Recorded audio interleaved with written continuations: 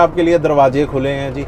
अगर आपके पास कोई स्किल नहीं है तो 4-5 हज़ार यूरो आप बना लेते हैं। यूएसए में मैं खुद गया हूँ, may be I am wrong, but मैंने फील किया है कि it's not that safe place. अगर आपकी प्रायोरिटी सिर्फ पैसा है कि मैंने हाँ पैसा कमाना है, वो फिर तो जी इस वीडियो में हम बात करेंगे भी कनाडा में ज़्यादा बेटर इनकम है, कहाँ इनकम ज़्यादा बेटर है, क्योंकि मैं भी कनाडा घूम के आया हूँ और भाई अपने सरबजीत सिंह साबी, ओही साबी के नाम से पंजाबी में ऑडियंस इनको काफ़ी जानती है। तो मेरी ऑडियंस ज़्यादा हिंदी की है और अगर आप पंजाबी वाले हैं तो तब भी आप इस वीडियो को पूरी देखें, आपको पता चलेगा कि कहाँ पे आमदनी ज़्यादा है या कहाँ पे क्या स्कोप है। आपको एक पॉइंट ऑफ व्यू मिलेगा, क्योंकि हम एक्सप्लोर करते रहते हैं और भाई तो मेरे से ज़्यादा ही एक्सप्लोर करते हैं, तो उनसे हम हिंदी में विशेषकर जानेंगे ताकि लोगों का क्लैरिटी आए। अभी हम फ्रांस के अंदर है और फ्रांस के अंदर अभी हम अपनी मोटर व्हीकल आरवी क्या कहते हैं इसको? हाँ, उधर यूएसए में नॉर्थ अमेरिका में इसको ज़्यादातर आरवी बोलते हैं। हाँ। वैसे इसको मोटर होम, कैंपर वैन, काफ़ी तो पीछे अपने सोने का किचन, वॉशरूम सब कुछ है। तो आइए हम मुद्दे से नहीं भटकते। टॉपिक सर सीधा आपसे ये है कि आपको इनकम वाइज कौन सी कंट्री ज़्यादा बेटर लगी? इनकम प्लस लाइफस्टाइल सब कुछ एक जो एक नया बंदा है इंडिया में, वो कहाँ के लिए प्लानिंग करे? यूरोप के लिए, अमेरिका, कनाडा या ITC व्हाटएवर, कहीं के भी लिए?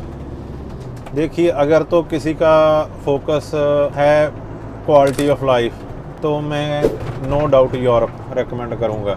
बट अगर किसी का ये है कि हाँ मैंने बेटर इन्वायरमेंट में भी रहना है और मेरे को इंडियन माहौल भी मिले, जी जी, तो फिर है ऑफ कोर्स यूएसए, ऑस्ट्रेलिया और कनाडा।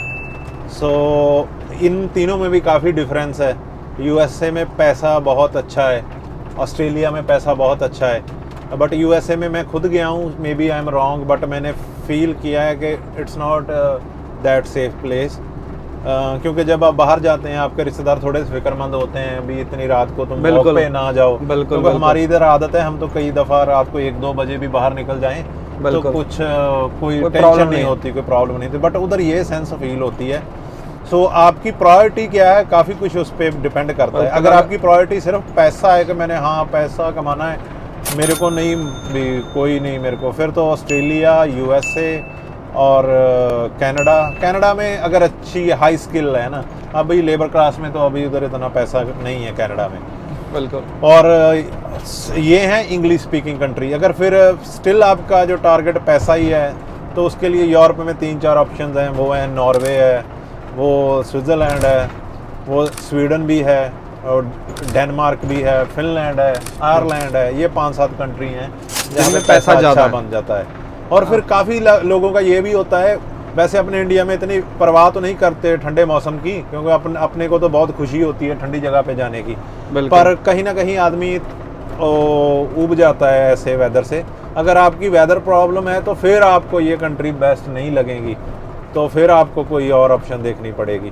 तो जैसे हम वीडियो से पहले बात कर रहे थे, हमारी वो ज़्यादा बात हो रही थी कनाडा वर्सेस यूरोप के बारे में। जी जी, यूरोप अगर हम as a whole continent consider करें तो बेटर ऑप्शन है, क्योंकि यूरोप में ऐसी भी कंट्री हैं जहाँ पे minimum wage around 1000 euro per month है। जैसे पुर्तगाल हो गया, क्रोएशिया हो गया, स्पेन में अराउंड 1400-1500 है, तो फ्रांस में अराउंड 2000 है भी। ये लोवेस्ट स्किल जिसमें आपके पास कोई स्किल वगैरह कोई नहीं है, स्किल लो है। हाँ, वैसे अगर आपने वैसे सैलरी चेक करनी है फिर तो सिंपल एक फंडा होता है, GDP पर कैपिटा कंट्री की चेक कर लीजिए, उससे आपको एक आइडिया मिल जाता है। जैसे अगर एवरेज GDP आपने स्पेन की चेक करनी है तो मेरे ख्याल से 2324 यूरो पर मंथ है, बट वो एवरेज है। सो पर अगर आपके पास यूरोप में हैं, आपके पास आप परमानेंट रेजिडेंट हैं और यहाँ सिटीज़न हो गए हैं, फिर आपके लिए दरवाजे खुले हैं जी। फिर स्विट्ज़रलैंड और नॉर्वे जैसी ऐसी कंट्री हैं जहाँ पे मिनिमम अगर आपके पास कोई स्किल नहीं है तो 4-5 हज़ार यूरो आप बना लेते हैं। मतलब अगर आप यहाँ के सिटीजन हैं और परमानेंट रेजिडेंट है तो आप किसी भी यूरोपियन कंट्री में जाके काम कर सकते हैं। हाँ, परमानेंट रेजिडेंट पे आपको थोड़ा सा पेपर वर्क करना पड़ता है किसी और आपकी रेजिडेंट कंट्री के अलावा कहीं और अगर आपने काम करना है जी। बट अगर आप सिटीजन हो फिर आपको कोई पेपर वर्क की ज़रूरत नहीं पड़ती, फिर आप उधर जाके कहीं भी काम कर सकते हैं। सो ये, और जो यूरोप के सोशल बेनिफिट हैं वो, यूरोप में रहने का फ़ायदा क्या है, जो हम जैसे आप मेरे को बता रहे थे कि यहाँ पे सबसे बड़ा फ़ायदा ये है कि अपने सिटीजन का साथ नहीं जोड़ते, चाहे हाँ, बुढ़ापे में चाहे पेंशन की बात हो, मेडिकल सुविधाएं हो। पहली बात तो ये है जी, दुनिया में जो पॉलिटिशियंस है ना वो सारे ही चोर हैं जी, क्या यूएसए, कनाडा, क्या यूरोप। जी जी।